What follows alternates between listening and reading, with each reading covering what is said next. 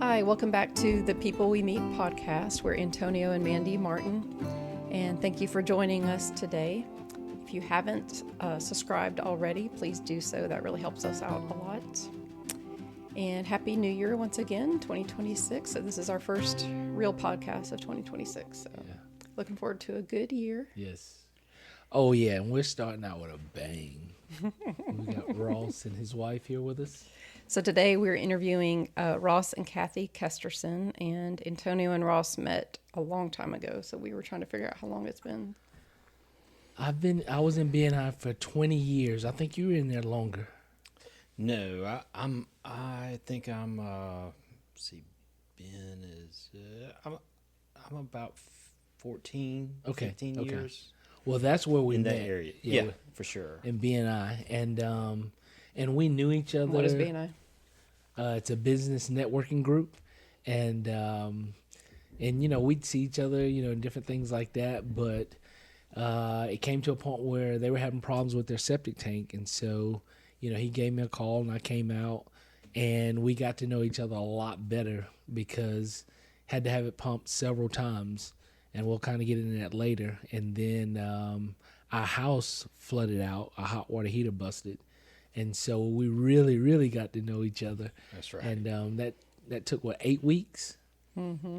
Yeah, it took a minute. Yeah. We had to dry it, and then we had to build the whole house back and deal with the insurance company. And everything So we else, got right? renovations. We were so happy. Ross kept saying, well, you know, we're having trouble getting this thing in. I was like, take your time. Yeah. So I don't know if you remember, but we got a hotel, a really nice hotel for 8 weeks. Food included. Wow. Insurance paid for the food. I was having a great time. It's like, Ross, just take your time. Take your time. We go downtown we were in downtown Athens, so we go downtown to eat, and so we had fun. Yeah, it's great when we can turn what people consider a catastrophe into something that actually works out. There's your home gets Renovations. Yeah, it gets renovations and unexpected renovations, but obviously it worked out for the better. Well, what's the name of your company? Restore Pros. Okay. Yeah. And how would they be able to get in touch with you? Oh man, just look us up at restorepros.com. Okay. So- Okay. And we're local to Athens. We're not a franchise. We're just a local company. So, Okay. Excellent service. Very good. And so that's how I met Ross, through this business group. And by coming to the house several times, I got to meet Cathy, and so we've built a really great relationship since then. And then last year, Cathy was instrumental. Ross and Cathy were instrumental in helping raise money to pay for Antonio's medical bills with his surgery. So we were so grateful for that. And Cathy and I met at the barbecue that they did for Antonio. And during the barbecue, I just went up to Cathy and introduced myself and said, thank you so much for this. And her response was, when her daughter passed away, that she had weeks or months of Yes. people reaching out, bringing food and supporting her. And she, wants to do that in return for all the love she received. And so I said, oh, I bet there's a story there. So we're going to tell that story today. Yes. So And we thank y'all once again for all the work you put into it and helped me get back on, track and all that. Well, Thank you. that's Cathy right Yes, there. Yeah, yes. she was. It's a gift. I mean, it Cathy really is. That and was a a lot couple of hard work. others that really stepped up and they worked really hard at it. Yeah. There was just a few people behind the scenes, but they was the ones that really took the bull by the horns to get that pushed over the finish line. And what a ministry, because it was, not only was it financial help, but just it helped him. And I said this when I came to BNI to, a few weeks after his surgery, and just the emotional relief it gave him, mental relief, like, okay, I can just relax and heal for a little while. I don't have to go out and start working again. So that was just, that was the added bonus. Well, and you guys know, but they don't. But it was like 2 weeks before my surgery, a week before my surgery, my job canceled, my position at the company. And so here it was, I'm going into surgery, going on vacation, and my job's just been terminated. And so just the stress of that, and, for you guys to step up and help, It and that's what really gave me peace to where I could relax, because every time I need to go find a job, I got to go get a job, and so it really helped. It really helped. Yeah, there's nothing like financial stress, that's for sure. Yeah.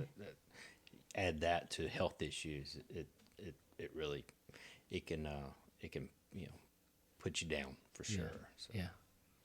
And you guys know that well, and we'll get into that with your story today. So I mentioned, that Kyla, your daughter, passed away, and that was 2018, 19? Okay. And so we want to honor Kyla today, honor her life and her legacy. I mean, she's left a legacy in several ways. We've talked about one, and I want to talk about that, but also at ESP. So before we start talking about Kyla, just want to go back to you guys. How did you meet? Where are you from? Kind of tell us your backgrounds. Well, we were set up on a kind of a blind date.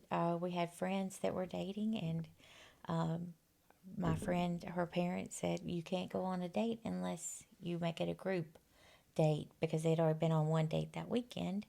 And so Ross was her boyfriend's friend, and she called me up and said, okay, I would like to go on this date. You're going to be, My chaperone.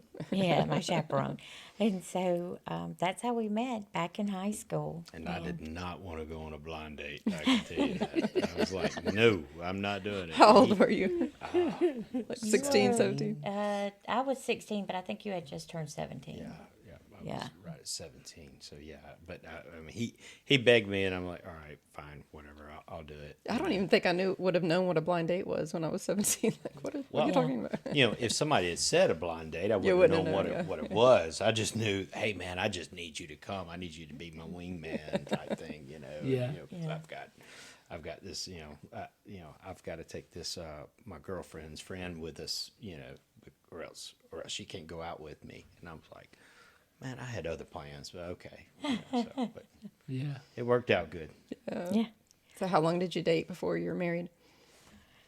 We started dating in 90, and we got married in 98. Oh, Yeah. wow. Okay. So yeah, Yeah. So all Oh, through wow. high school. Yeah, and all the way okay. through high school. And then Okay. we were together, and maybe not exactly, how we planned it, but we found out we were expecting, and we eloped. Oh, wow. Hey. Chattanooga, Tennessee. Nice. Hey. Wow. Yep. So let me ask you this: where did you go on the blind date? Oh, so we went to Showtime Bowling Alley. Actually, Nice. still there to Yeah. this day. So yeah, we've I don't know. As a kid, there wasn't a whole lot to do around Athens, unless you was a college student maybe. But we would everybody. I was from Oconee County, out from Watkinsville, so everybody would go hang out at Showtime Bowling Alley. For us, it wasn't about going out and bowling. We would go out and play pool. Okay, know, okay. And so that's where we went. But then we wound up leaving there and going riding around Athens and stuff like that. So we was four wide in my old '65 Ford truck with a 3-speed on the column. Hey, So, nice. riding around. So she was all up against me, going up the road. And I guess We almost had a wreck that night. Oh wow. They changed Jimmy Daniels Road. yeah, this is when she fell in love with me actually. So yeah. Okay. They had it was a straight shot down Jimmy Daniels. At the time there was an old racetrack, the Athens racetrack was down in there, and they changed it up, and so the road took a right angle, and we didn't know it, and he was driving maybe above the speed limit. It's one of those roads that you've been down 10,000 times and you knew that road like the back of your hand. Yeah. I turned off Atlanta Highway and turned on Jimmy Daniels, and I'm hit the gas.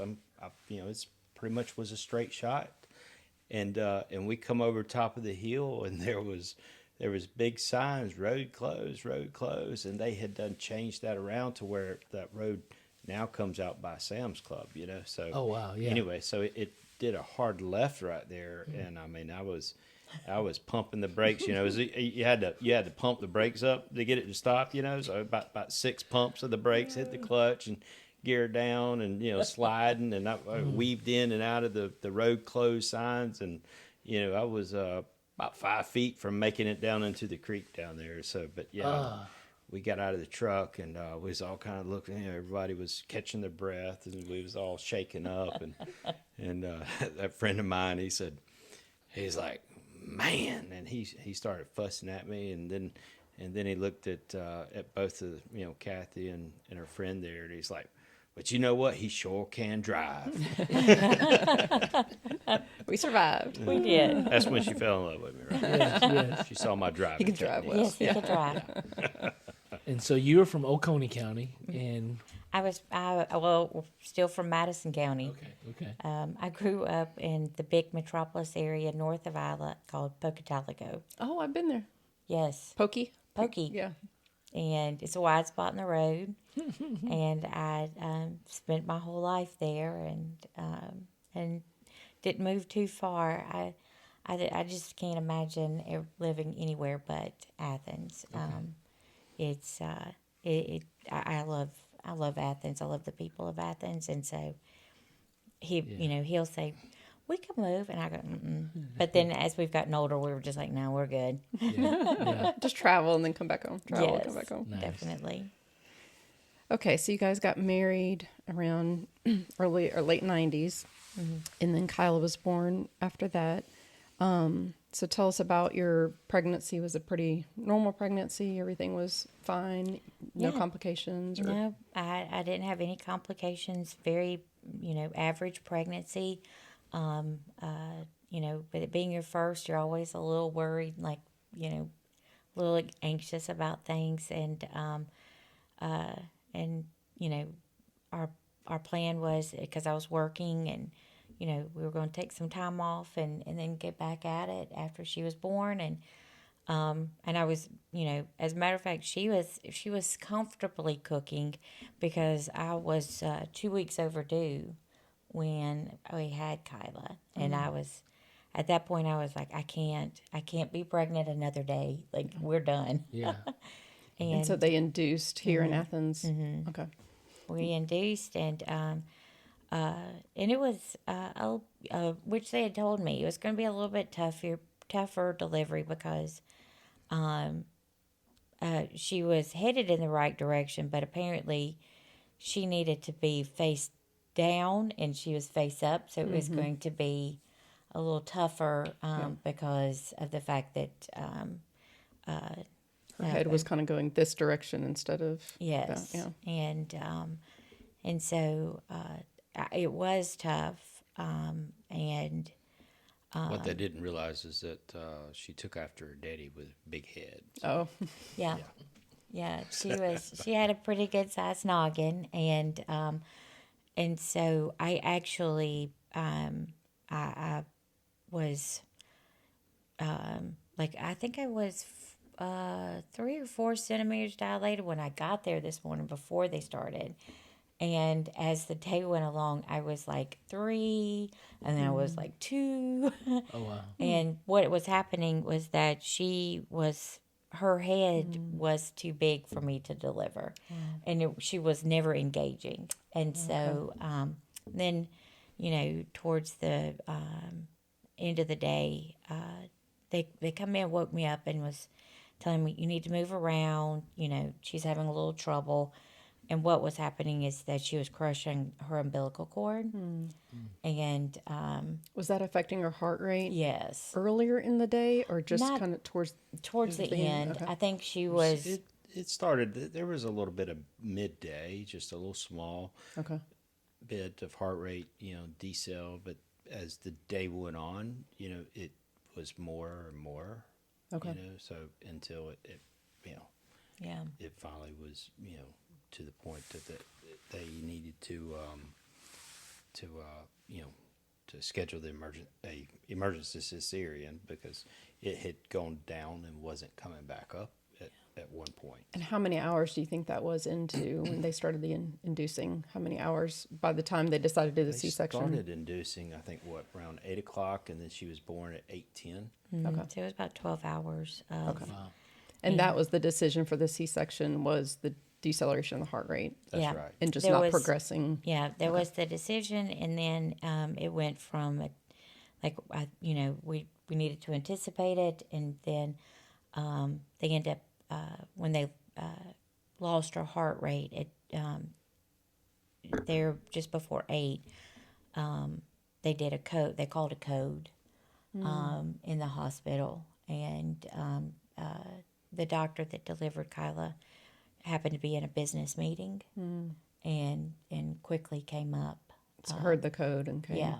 I did not know I did not know that they would call a code for Yeah. a baby losing heart rate. Yeah, they So the same code team responds, just have extra hands on. Wow. Okay. and so I think that when all that happened, they knew that we were going to have to do an emergency, and so this was at night, and back then they they didn't have just automatically have an OR and all of those things prepared Okay. and ready to go. So they had to pull a team in from the ER and start preparing an operating room. And so like now, It happened pretty quick. Yeah. I mean, You it know, did. I mean, it really did. Once, a lot of things that could obviously be done different, but once they decided to do it right, that then it happened pretty quick. Okay. So my memory was, she, all this started happening, and then next thing I know, a doctor is coming in there. Basically, he looked at her and saw the heart rate, and said, okay, she's going to have to go back for we're going to have to get this baby out of here, and we're going to have to go back for emergency cesarean, and unfortunately we don't have time for you to come back and be a part of it, as like you normally would, I guess, in a normal cesarean. And I was like, okay. And I just, at the time, you're so young, you have no clue. You have Yeah. no clue what's So you going were on. 20, early Three. 20s? 20. Oh, wow. Yeah, you have no clue. We was how old? Huh? How old? Well, you were 24. I Yeah, was 24. 23. Okay, gotcha. I hadn't turned 24 yet. So yeah, we had no clue. Yeah. You know what I mean. Yeah. We never made any decisions, or you just said okay. You just went along with everything, and then Yeah. you just assumed that things are. You still think things are going to come out fine. It's like, Yeah. okay, well, this is standard procedure. I don't know. I mean, Yeah. as far as we knew, that was 1 out of 5 people had to have that. I don't. We did not know. Yeah. Right. Me as a guy, a young guy at 24, I really had no clue. Yeah. So, Yeah. but they took her back, and I remember standing there kind of pacing and stuff, and there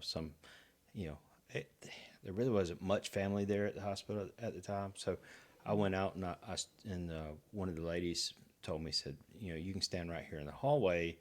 They'll be coming, from those elevators down there when they do come up. She's going to have to, your daughter will have to go to the NICU when she comes up. That was just all anticipated, I felt like at the time. So I was standing there and in the hallway, and then I did see the elevator doors open, and I saw them roll out of one of these beds with the glass cage over it. What is it called? An isolate, I think. Yeah, so Incubator, isolation. Incubator. yeah, I mean, that's what I wanted to call it, was an incubator, and they had places for people's hands to go into it with gloves and stuff like that. But I could see them squeezing a ball as they was coming down the hallway, and they was rushing, and Like giving her breaths? breaths, Like, oh, yeah, wow. giving her breaths, and so, but I didn't know if that was my child. You know what I mean? I had no clue. Yeah. I just, it's like, all right, well, is that my child? I don't know. I mean, are they having 100 of these kids running through here a day? I don't Is this know. like what's You know? normal? Yeah. Yeah. Yeah. What is, I don't know. Yeah. But all I knew is the kid had a whole head of dark brown hair. I mean, Oh, she just full head of hair, and just like her daddy, huh? Yes. yeah, exactly. But anyway, and then nobody really said anything, and they just was hauling hauling tail down to the NICU, and so that was my first sight of Kyla and Yeah. and what she was doing, and then it seems like hours upon hours waiting in that hallway, wondering what was going on back there, and of course I'd ask questions sometimes, people, and you don't want to disrupt because you want them people to be able to do their job, right? So you don't want to jump up and down and say, hey, what about my kid, blah blah blah. You want them to be able to have time to take care of your child rather than worrying about me, Yeah. because I'm okay. Yeah. Yeah. She needs to be the one taken care of. So but eventually, I got to see the NICU doctor, and he come out and told us that she had, suffered, that she had, seizures was happening, and she was having that she, that basically she was born without breathing, etc. And he started telling us telling me all the world's worst things that possible, I guess, and then all I could think about is Kathy. It was like, what am I going to tell her? Yeah. Who's going So to? where were you at this time? Were you still in the OR, or did they brought you back I- out into a room? No, I was in recovery. Okay. And because I mean, I remember going into the OR, and it was crazy. There was an anesthesiologist in there. He told me who he was. I don't remember. And the nurses were struggling to get the bed ready and things like that. And so I just remember because I was crying, and I thought Because I you knew didn't that know, things or you knew something was wrong? I knew things were really wrong from just the fact that you know the nurses were very quiet, and they had told me that that things were not looking good, and so I remember being when we got into the elevator, I really realized like this was as bad as because of the look on everybody's face and how everybody was busy and trying to prepare, and I remember praying that I was like, Lord, if one of us has to go today, like if one of us has to meet you, can it, like, please let it be me. Like, give her a shot. Like, it's and it was just really And then you were it, alone. I mean, Ross was yeah, not and we even were separated. We were, and the nurses all at that moment, because when you are that emotionally, you say things out loud, and I was praying out loud to God. I was like, you've got to hear me. You have to hear me at this moment. I need her, and so that all the nurses, I remember they all just like turned away from me and was facing the walls, and so that's how I went to, because they got me on the table, and anesthesiologist to me was just like, he just like plops this thing on my face and he says, time for a nap. And that's the last thing I remember. And then I woke up in recovery, and it was quiet, and there was a nun sitting there holding my hand, and I think that when you are put, when you go out of in a frantic, you wake up in a frantic from like surgeries and things like that. And so I was shaking, and I was very upset. And I remember the nurse, she kept rubbing my head and telling me that they're working so very hard on my daughter. And so at least at that moment, I knew that she was still here. I didn't know exactly what our situation was, and so I remember kind of going in and out, and the nurse, the nun was the one that was stayed with me, and then I knew, like, you think, okay, well, maybe it's not quite as bad as what you think, And I guess it was somewhere between like 11 and midnight that night that I came up, and the all the way down all of the hallways were faces that I knew, and nobody was smiling. And so I knew that things were not good. It was going to be rough. And so, I remember just like one by one, they would just come in and they would all be crying. They would kiss me on the forehead and then they would leave. And I thought, oh, this is like, but I had no real idea exactly like what were we looking at? Like what, because, How many hours do you think that was?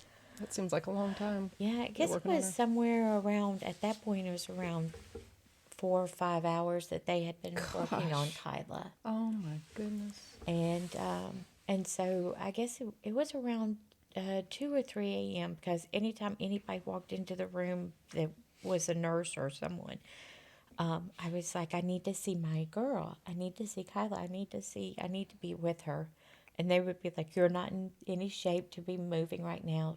And Pretty much every time that she would wake up and get the stirring and asking, it was kind of like, we was concerned really. I was really concerned for her health, because Yeah. at this point I don't know, Yeah. I already have Kyla back there in the NICU that is, in critical shape, and I'm like, all I could think of is that, hey, I don't need my wife to get into that same shape, Yeah. and I knew that she had just gone through this major surgery, this major traumatic experience, and everything that was going on. I knew, her obviously her mother instincts were very heightened, and Yeah. she was wanting to be around her baby, and I was like, I don't know that she can take it. I don't know that she can handle it, right? Yeah. Yeah. So and they give these mothers pain medicines, after you have surgery, right? Cesarean, especially emergency cesarean, they're giving them pain medicine. It's like, all right, well, here you go. Don't you still in pain? Here you go. Give you, hit the button. Let her, because she needs to rest. Yeah. All we could really think about is she needs to rest. Let us worry about Kyla right now. She needs to rest. But obviously she was fighting against that. Oh, yeah. She Yeah. wasn't having any of it. So I remember, I guess it was sometime like around 3 or 4 because the nurses in the NICU they were supposed to get off work at around 8. Well, because of the fact that they knew that there was a one coming in, they couldn't get off. So these nurses had worked on, and this was, and they were not leaving her. And so they had already worked like a 12-hour shift, and now they were pushing 24 hours that they hadn't left the hospital. And I don't even know who this person was. It was a nurse, and she came in about 3 o'clock, and she had taken a Polaroid, Of Kyla. Oh. and she said, "I've never seen a baby as beautiful as yours." They said that they said she's spunky. She's fighting so hard, to stay with us, and I was like, because I had lost my grandmother that year, and my grandmother was sorry. I'll put this between you guys. Just take all you need. My grandmother was one of the strongest women that I knew. She was an amazing Christian woman, and oddly enough, she hated her name, and her name was Rosie. And as we knew my grandmother was passing, I told her, I said, "Grandma, I'm having a little girl," and she said, "Oh, I'm so excited. I hate that I'm not going to be here to be with her." And I said, "Well, I'm naming her Rosie." Oh. And she said, "Please don't do that. You know how much I hate that name."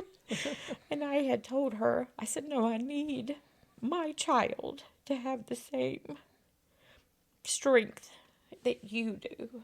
Like, that woman she was a strong Christian woman that had fought through so many hard times in her life, and was still, even in her dying days, was you know, reading her Bible, being a testimony, sharing things and with other people, and was so strong. And I said, I need a daughter that has that kind of strength and that kind of fortitude in her spirit. Yeah.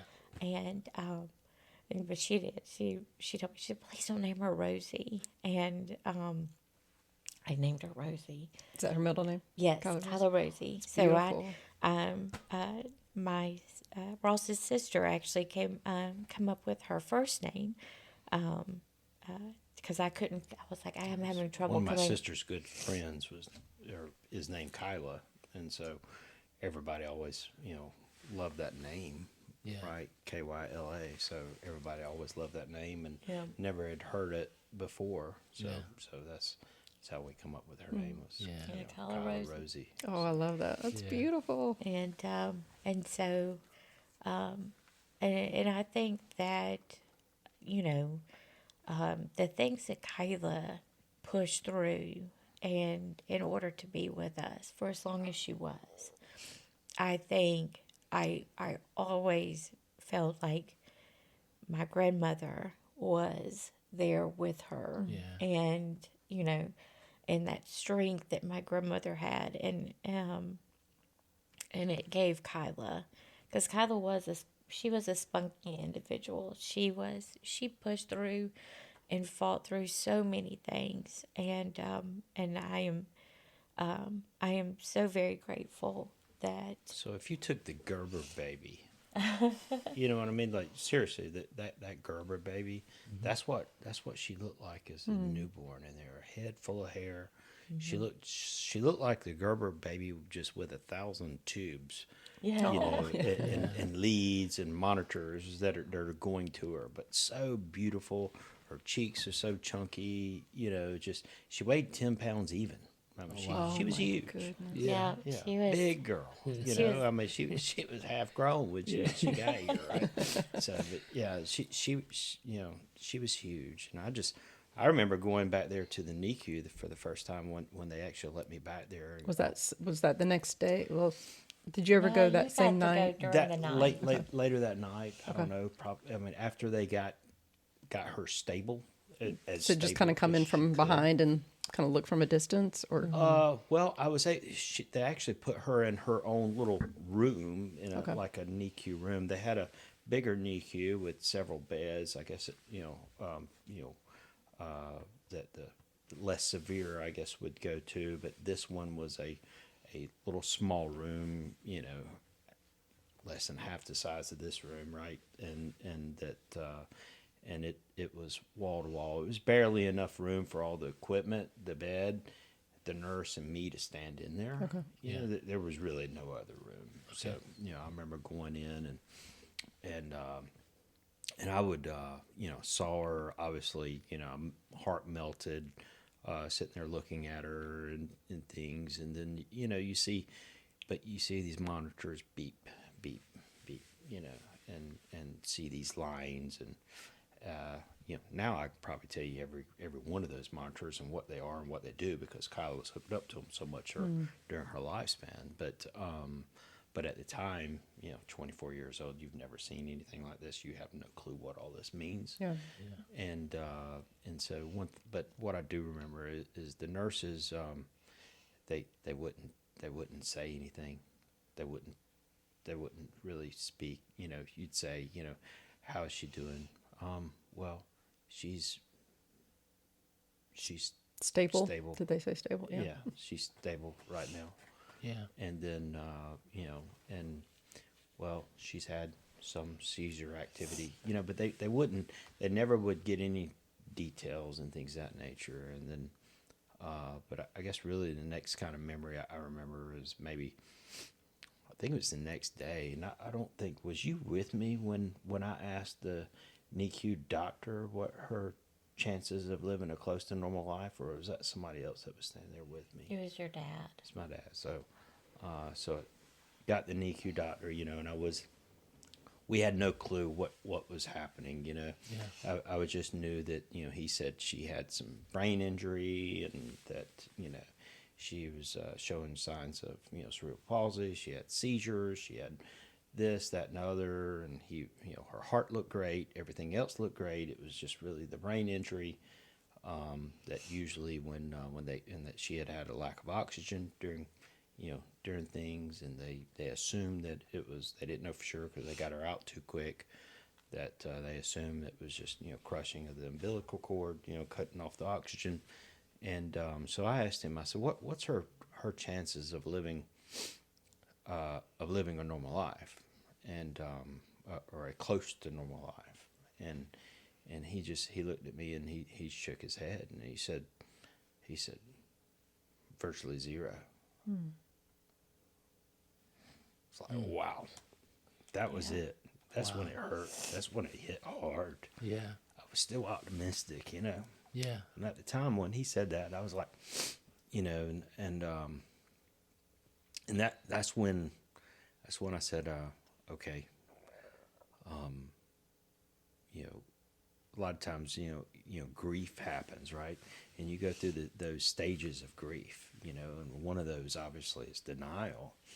And so for me, I was still in denial. I was denying that this was really happening, or that this was as bad as people were making it out to be, that, things were going to turn around, you don't know. Yeah. And so I was like, well, then you start second guessing, you get mad at people, and then you're like, all right, well, if he's not going to be any more optimistic than that, then I don't know that I won't hear her here, Yep. So Yeah. and we started looking at what other hospitals may be better equipped to handle someone like her, because there were signs that we felt like at the time that there were signs that maybe they would, because they kept they was calling other hospitals and talking with other hospitals, asking them things, right?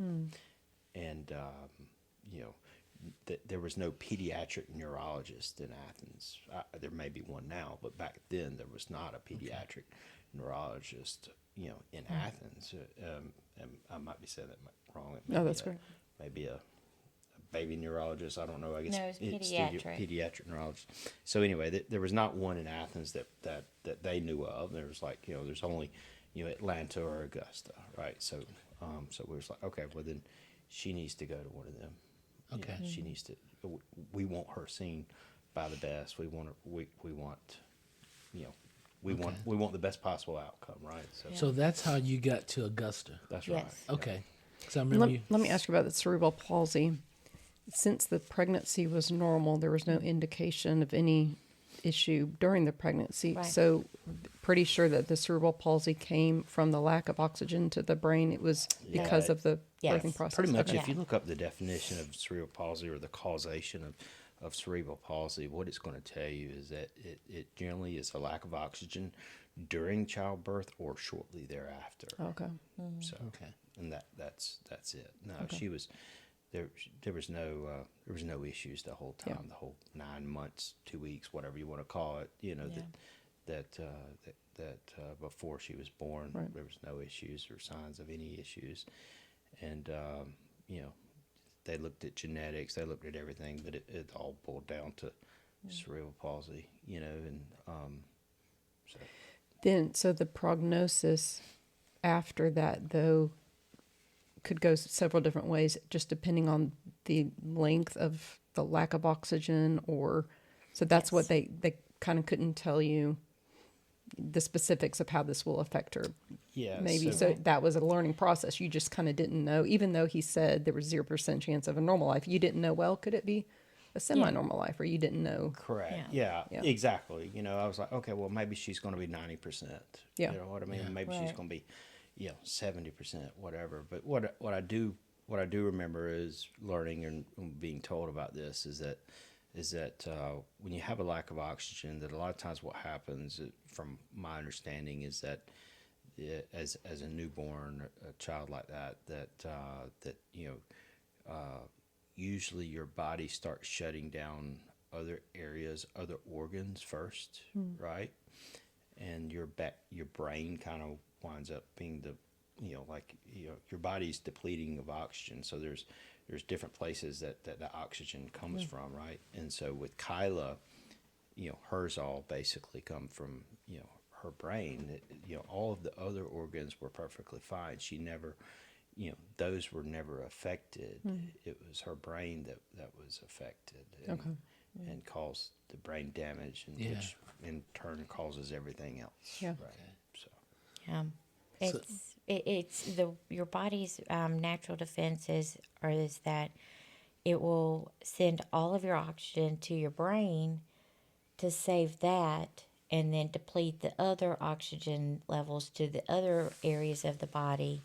But then, but for Kyla, it seemed as though it did the opposite.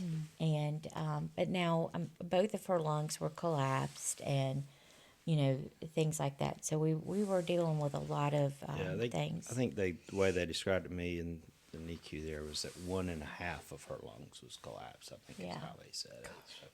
So yeah, which created lots of scar tissues, a lot of other issues for the rest of her life, right? Having all that scar tissue. Frequent infections and That's pneumonia. right. And, Yep. okay. Yes. Yeah. Okay. That's Yeah. right. And so that's how they transported all of us down to Augusta, because I think I got to go. No, I didn't get to go with her. They released me in order for us to go to Augusta. And that was within a couple days. It was like at 7 days, I believe. Okay. Yeah, I think we was in Athens about 7 days before we went to Augusta, and then when we got to Augusta, you could tell that just the hospital was much, they had a huge NICU of probably 50 babies. They had people in white coats running around everywhere, doctors everywhere. They had teams of people working on these kids. You know what I mean? Now, things could have happened exactly the same way, and if we just stayed in Athens, but at this point we needed to know Right. what else was Just out try there, something what else. what Yeah. other Oh, yeah. what other opportunities were available for her, because we wanted her to have every opportunity Yeah. and us to get the best chances of a close to normal life as we could get her. So Yeah. that's the reason why we pushed to go to Augusta, and then we got down there, and we was there 6 weeks. So 6 weeks before she, they sent her home, with us. When that kind of goes into, you were talking, earlier about, going the trips back and forth. Yeah. And Yes. just thinking about far as job wise and Yeah, just that was difficult.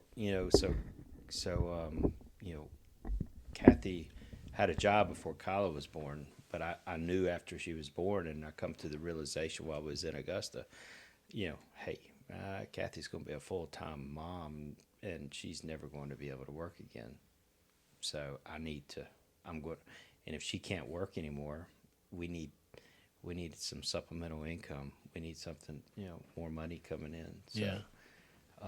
At the time I was doing electrical work, I had a little small residential electrical company wiring up houses for people, and I had a crew that was back in Athens. They was still doing the work, but it needed me, right? And I needed to figure out, either how to really grow that electrical company or come up with another way of making more money somehow, because I'm sitting here thinking, man, we're going to have all these medical bills. We've got all these other things, all these things that are going on. How in the world are we going to make it? Obviously this is before Facebook, Instagram, Yeah. all the social media things that people have now to help raise money and to Cell help phones. people. Yeah, Yeah. Cell phones too. Yeah. Well, I mean, we had cell phones, but yeah, you wasn't getting on the internet no with them back smartphone, then. yeah. Yeah, you could play Snake on them, but that was about it, right? That could occupy that occupied a lot of my time while I was waiting in the waiting rooms at the hospitals. Yeah. I was playing Snake on the flip phone, but no, going.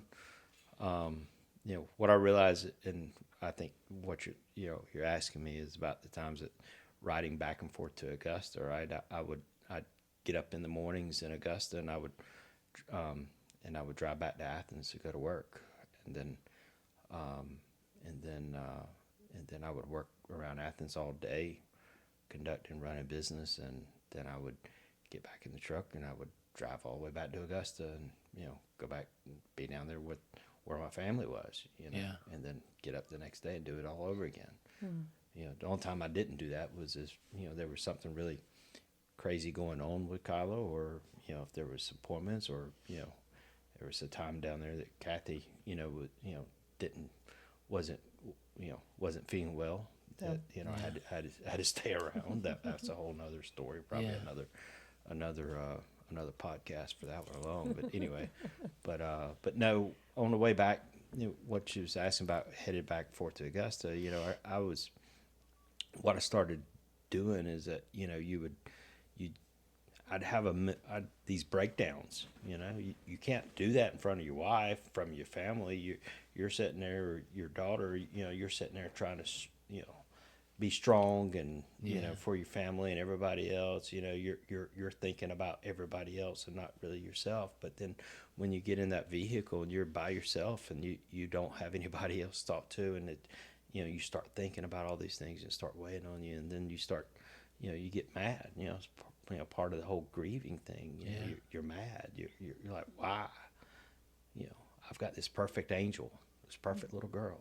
Yeah. Why did this have to happen to her? Why, God? Why did you do this? Why was, what did she do? She's never done anything to anybody. If you wanted to take it out on somebody, take it out on me. Take it out on there's a lot of evil people in the world. Why did you have to do this to this innocent baby girl? That never did anything to anybody. Yeah. Really hard time struggling with that. Why? All those years, it was hard. Yeah.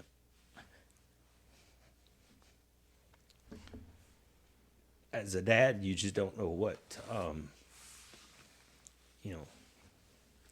Well, actually, I mean, really, I was a brand new father, and you're like, you don't, you want to fix it. How can you can't fix it. Nothing I could do. Yeah. It was, everything was really, I felt, was completely out of my hands. So, like I said, I would have these discussions with God, and I would fuss at him a lot. Yeah. You know what I mean? Yeah. I'd get angry about it, headed back and forth, because I had an hour and a half, 2 hours worth of riding time. Yeah. Back and forth to Augusta. There was a lot of time for me to get mad and to be upset about it. Then I would come back to Augusta and I'd put on a different face, for everybody else. Yeah. And then get back up the next day and go do it again. So. Yeah. Yeah, there was a lot of times in Augusta that even in those moments that you would sit and think about how is it that, of all the people out in the world, that it seems to just be going along with their life and everything seems so right. Yeah. And then we are sitting here and it's just falling apart. And so, but even in those moments, and I didn't get to acknowledge those really at that time because there was so many things going on. But it's afterwards that I remember when it was one of maybe the first or second day down there. I went down to the business office to to make sure everything was set up. Because one thing that oddly enough is somehow between Augusta from Athens to Augusta, my maiden name is Johnson. Well, on everything I was Kesterson and she was Kesterson and he is Kesterson and somehow her name became Johnson in Augusta. And that would, every time he would walk in there, because they have the name, it would say Johnson, and he would say, "She's not Johnson. What are y'all talking? She is not. She is. This is a Kesterson child." And so, so I went down to the business office, and there was a lady in there, and she said, so she's actually pulls up Kyla's medical stuff, and she said, do you realize that this is not she. She said, "You're going to need more help than what just standard insurance is going to." And she said, "Did you know that they have these Medicaid waivers that will cover her medical stuff?" And it's not based on, it's actually for people for a baby that's born that's profound. And so, it's a different situation. And I was, at the time, I'm just like, I don't know, and I just didn't think it, but it was a woman that took a few extra moments that to like sit and go, "Let me help you." And and at the moment I'm just thinking, oh, it's just somebody doing their job, but it was somebody that took a little more time to take care of you. And then, we would meet with the doctors, and, so many times the doctors would be, I understand that they don't want to give you false hope Right. of things, and they want you to be aware of all the hard moments. But we had a neurologist that was like, she said, "You need to fight for your girl. You've got to fight for your girl." And it, and there was so many days of nurses that were there to to help us. And because nobody ever thinks about the fact that when you have a baby and you deliver and you put them in a car seat and you go home. And I'm sure a lot of it had to do with our age, but we had to go through serious training to be able to take her home. For them to think that, okay, these two very young people might be able to have a little one with this amount of extra care that was going to be needed. And so I would spend days in a room training with people on the other side of a window of I would be doing CPR and on the phone with a fake 911 call, and I would and my job would be to keep the little CPR baby alive as I'm talking on a phone and telling them what's going on, and keeping all this stuff going until a certain amount of time that they would deem that an emergency crew could be there with my daughter and me. And so and you would think, wow, this is kind of a pressure cooker to be a new mom. But we did it. And in a funny note, we also had to do, was it 4 days on closed circuit television in a room taking care of her by herself. And I think we ended up, we every time you hit the button to call a nurse, your 4 days started over. And so It may not have been 4 days. It may have been No, three it was- or so. it was 3. I It mean, was even 3. one though. Yeah, Yeah. no, but it was, It seemed like forever, right? Yeah. It Yeah, seemed like and- 20 days. So can you Yeah. describe what, just like maybe 4 hours of that? What does that look like yeah, well, when she was a newborn? it was suctioning. I had because she could not swallow any of her secretions. So we were trained on suctioning.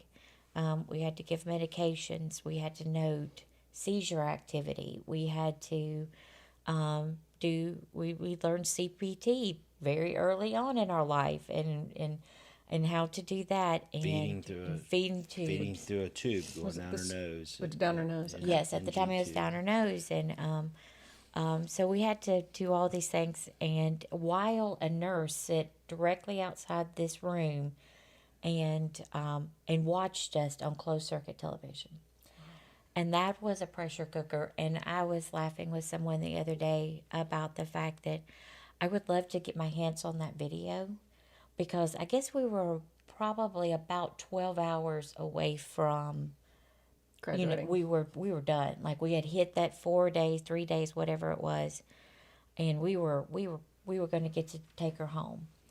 And I said, I think that something's wrong. We need to hit the call button. And so he said, we're not hitting the call button. We can muster through. We've got 12 hours. We're doing it. We're done. Did you have to And be there the whole time? both of us had to be. 4 days. And in this one little bitty, teeny tiny room together with her without any additional support. That's And- hard enough with a normal kid, right? Yeah. Yeah. I mean, you what you know, I mean, 3 people in a tiny yeah, room. you can Yes. put Does up that, with somebody with so And- long. Yeah. And so I guess it was about 12 It was hours. a test of your marriage. They didn't It tell you that, was. but that Yeah, was it we was was a tested true- a lot. We were tested a lot because I picked out the nurse call button and he said, "You are not hitting that button." And I said, "Yes, I am. I'm hitting the button." There may have been and some 4-letter words. There that was, would and not be- me and him started fighting, physically like struggling over this button. And we're like, I'm like, "I'm calling." And he said, "You're not. You could do this." And I was like, "No, I can't." And so we finally we let go of both of us let go of the button. We did make it the next 12 hours, but we did. Yes. You know, we physically fought over that button, and that was now that you're looking at the moment, it was not funny.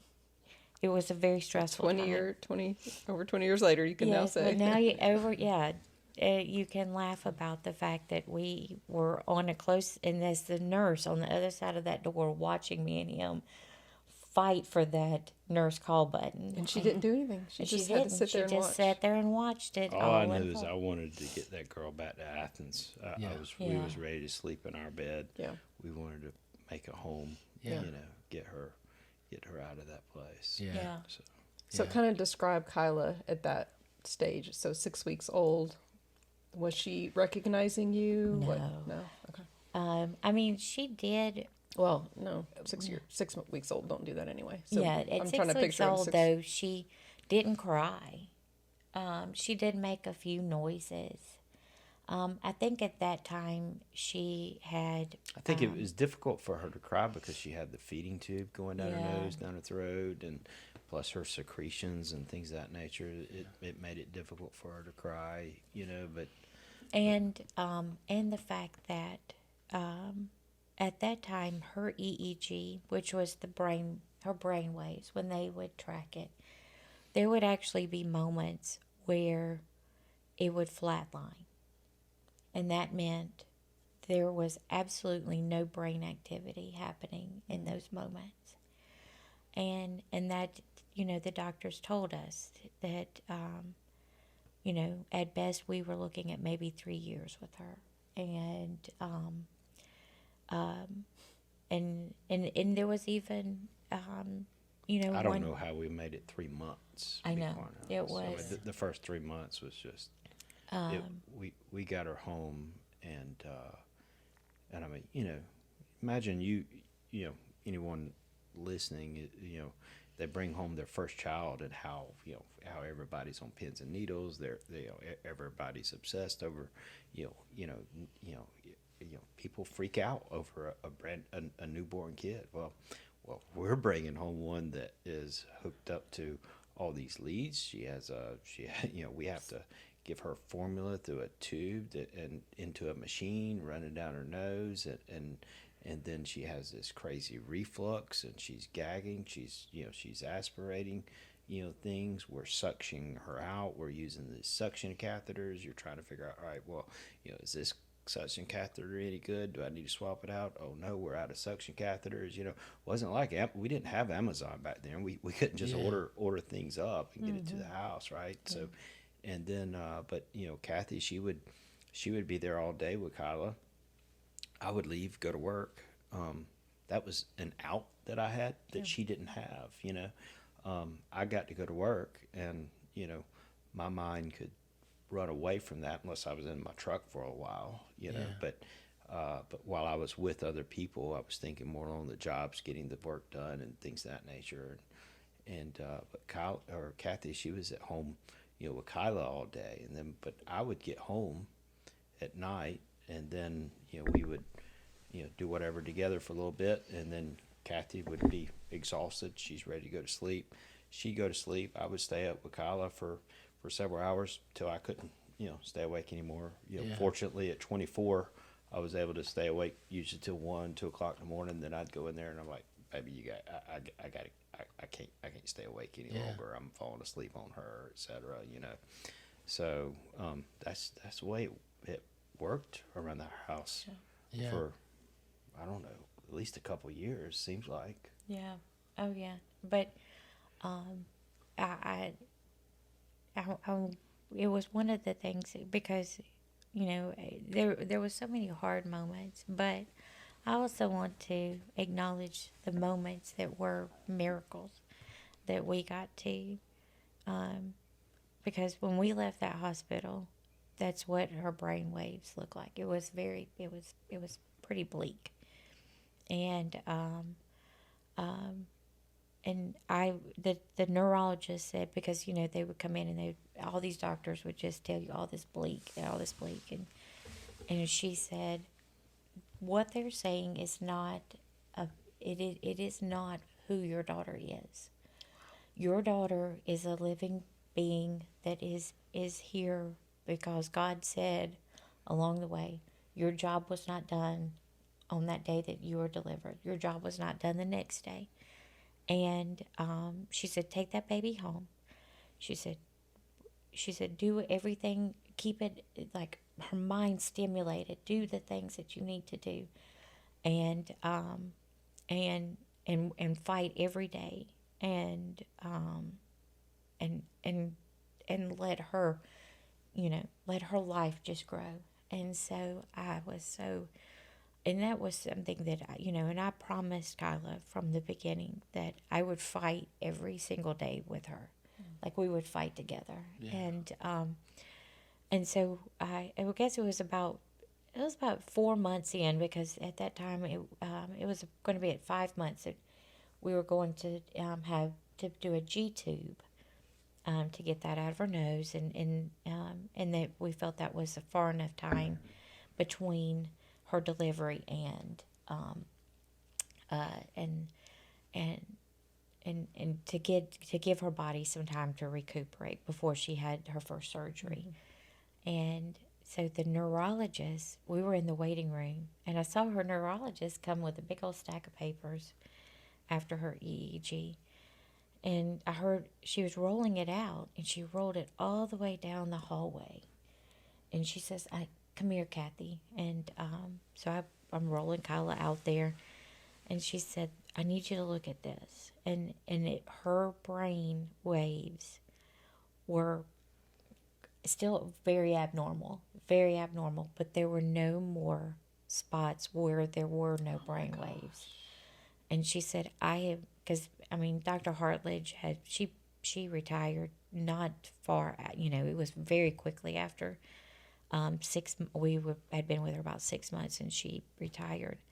And she said, you need to thank God for every one of these pieces of paper, because these pieces of paper say that even though it doesn't mean that she's going to get up and do all the things that any other 6-month-old will do, but it means that she is here, she is with us, her brain is active. Yeah. And so she said, this is what a miracle is made of. These kind of things, because these kind of changes do not happen in a brain. Wow. And she said, I've been here a long time and I've never seen this. And so And then evidence of you're working with Kyla. Yes. The stimulation and the Oh, I did. wow, that's amazing.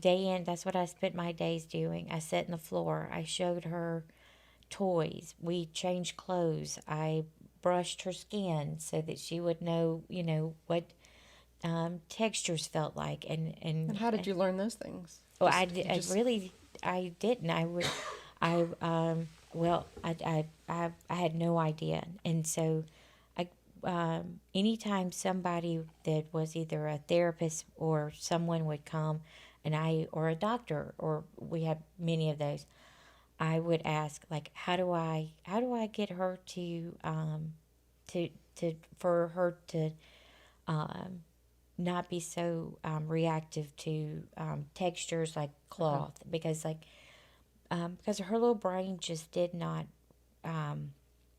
respond to stimulus like an average. It was she would overstimulated very easily. very over, yes. And so so I did. That's what I spent my days. He would laugh because I would have all these clothes and I would change her clothes 30 times a day, so that each outfit, like every change, Wow. she would feel that change And her brain is learning the whole yes, time, the and whole it's just time, adjusting. and Wow. adjusting. And I'm going to piggyback off what she was saying is that, yeah, it definitely wasn't all doom and gloom. It definitely was for the first few months, other than, Yeah. obviously getting to hold your child and everything else, and have her with you was, but after a little bit, I mean, you started seeing her personality come out, she, just like any normal child, she started having this personality come out. Yeah. She started making these little smiles, and she loved to be, like I would push on her face, go away, you go away, and she'd turn and look back at me, and I'd push her, you go away. She'd turn and look back at me, and it's like, and then she just busts out laughing, and then she loved to be rough-housed a little bit, shaking her and stuff like that. She just loved that. She, so yeah, she had a great personality. I like the, and Kathy's dad used to say it all the time, and he was spot on. Is that it was like she had personality of Elvis Presley. I mean, just people were drawn to her. Yeah.